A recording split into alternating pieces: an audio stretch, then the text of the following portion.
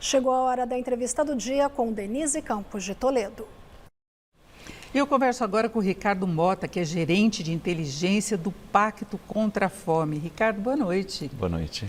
Obrigada pela sua presença. E antes de nós falarmos desse grave problema da fome, época de Natal, e é uma coisa que fica mais exposta, né? Você vê o exagero de consumo de um lado e de outras pessoas passando necessidade.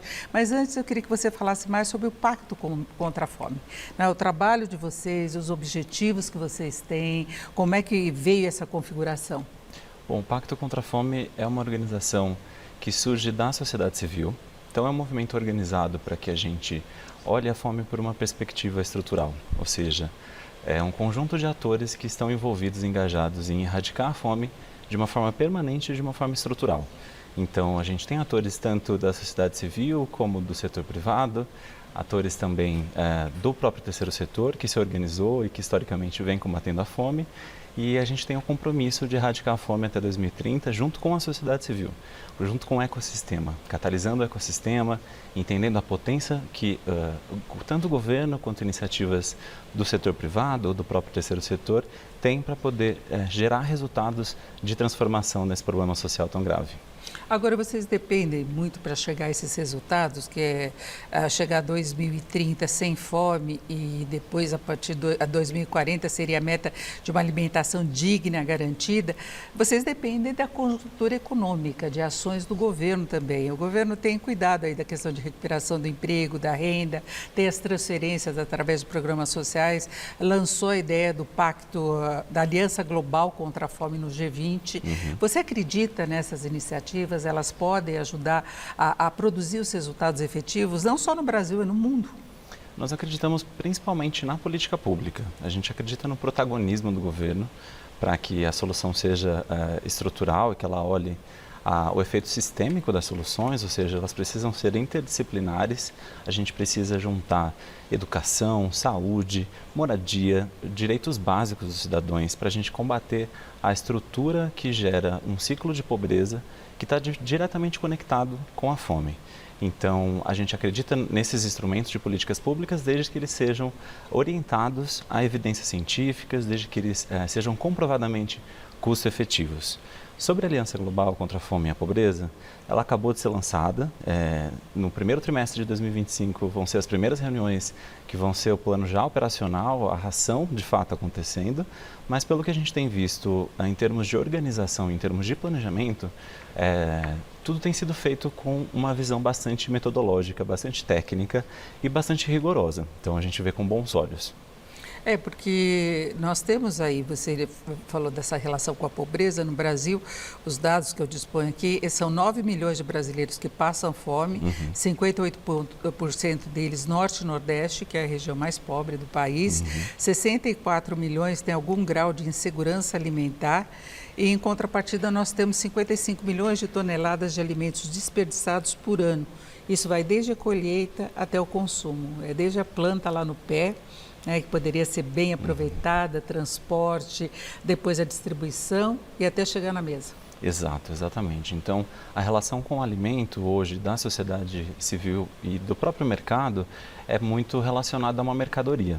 Nós tendemos a olhar o alimento como um direito humano básico. Então, a gente precisa olhar os impactos sociais, ambientais e econômicos da produção alimentar e também essa perspectiva do direito. Ou seja, de que forma a gente faz com que o alimento chegue até o cidadão. Então, quando a gente perde alimentos no caminho, na produção, na colheita, no transporte, a gente não só gera um impacto ambiental, como a gente gera um impacto também no preço desses alimentos. Então, os alimentos saudáveis acabam sendo mais caros e isso torna ainda mais difícil a gente alcançar um nível de segurança alimentar no Brasil. Porque muitas vezes, até pela qualidade, o produtor descarta aquele alimento, né? Porque ele não vai ter preço de venda, ele não vai ser comercializado como deveria e ele é descartado. E eu já vi descarte de alimentos por condição de preço, de jogar leite fora, de jogar outros produtos para reduzir a oferta e através disso você aumenta o preço. É absurdo quando você tem pessoas passando fome. Exatamente. Então é uma lógica de mercado que a gente precisa repensar um pouco. Mas o Pacto contra a Fome tem atuado muito em reverter esse desperdício para redistribuir esse alimento para quem está passando fome. Então é uma oportunidade de ter uma alavanca para o alívio dessa fome mais imediata, não a fome estrutural. Agora, Ricardo, nós temos um outro problema que torna difícil talvez essa tarefa, que são os eventos climáticos, né? A questão do clima, que comprometeu safras aqui no Brasil, em outras partes do mundo também, isso tende a se tornar mais frequente, e aí os países mais pobres têm menos condição de enfrentar essas dificuldades. Por aí, como é que o Pacto contra a Fome pretende agir? Porque a gente viu uma certa restrição dos países mais desenvolvidos em conceder os recursos necessários para essas crises ambientais dos países mais pobres. Então, você cria uma desigualdade ainda maior. Perfeito, Denise. A gente tem acompanhado relatórios internacionais, como o último que saiu de uma agência da ONU, que é a FAO, chamado SOF, o relatório. Ele mostra justamente um gráfico que é a linha de tendência de eventos climáticos extremos, crises políticas e crises econômicas tem afetado mais fortemente nos últimos anos os países mais pobres. Então isso se soma a uma estrutura que já existe nesses países de desigualdade, de pobreza. Então o conjunto global precisa realmente olhar para essa inequidade e fazer uma coordenação do financiamento do combate à fome.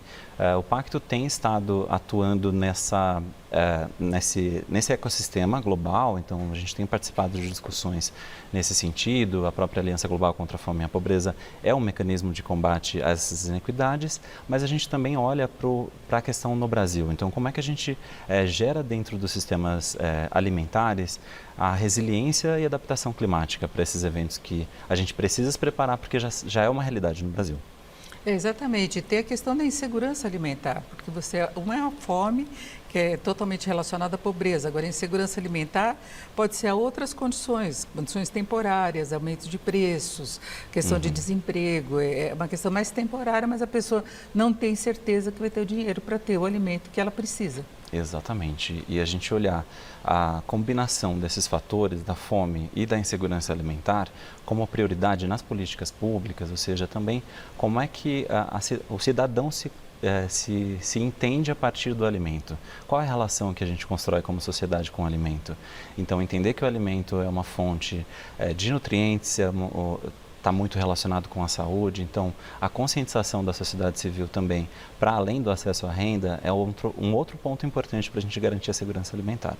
Agora, Ricardo, nós tivemos a pandemia, que foi um ponto aí em que se percebeu um aumento, um retrocesso de muito tempo em avanços que haviam sido obtidos nessa questão da redução da fome, mas ao mesmo tempo se percebeu uma mobilização muito grande da sociedade, de governos, para tentar dar suporte à população que ficou sem emprego, que ficou sem assistência, sem moradia.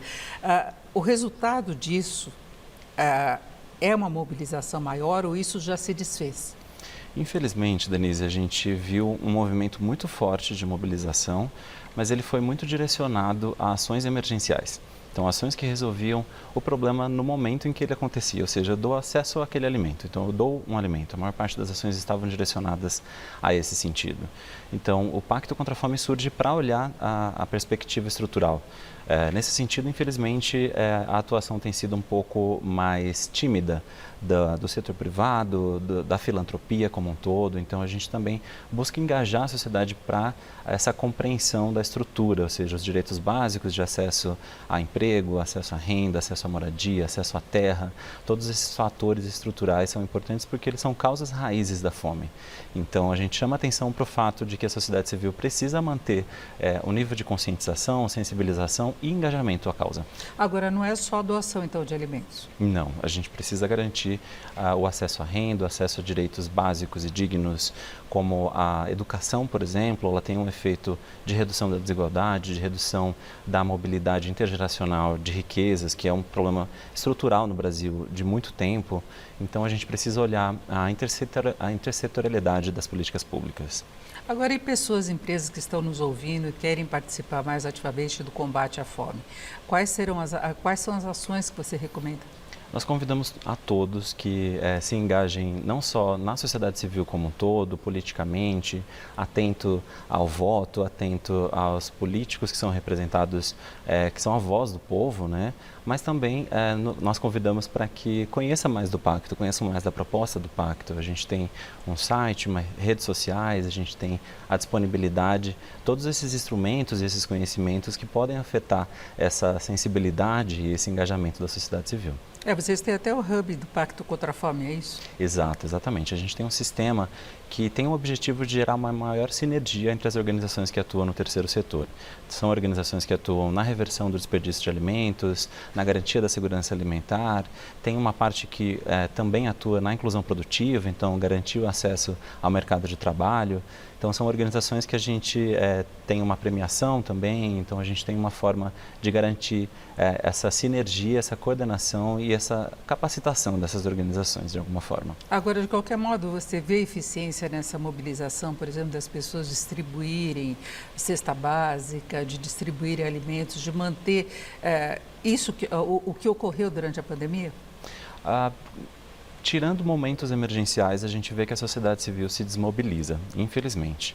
E acho que esse é um ponto de grande importância. A gente entender que a todo momento a gente precisa estar atento a essa infração muito grave, que é um direito tão básico como a alimentação. Você vê uma doação muito grande nos eventos, por exemplo, quando aconteceu no Rio Grande do Sul, em outras tragédias, as pessoas se mobilizam, vem até excesso de doação e depois passa, como se só aquele momento fosse um momento emergencial, não é? Exatamente. A gente vê nesses momentos, por exemplo, ações que são de distribuição de cestas básicas, que são essenciais, são importantes, mas eles geram um efeito colateral muitas vezes também de refrear a economia local, principalmente em comunidades mais pobres. E esse é um efeito colateral negativo que a gente precisa pesar também. Então esse é um pouco do olhar sistêmico que eu comento que a gente precisa ter, estrutural, para a gente pensar como é que a gente olha as causas raízes e não o problema pela superfície.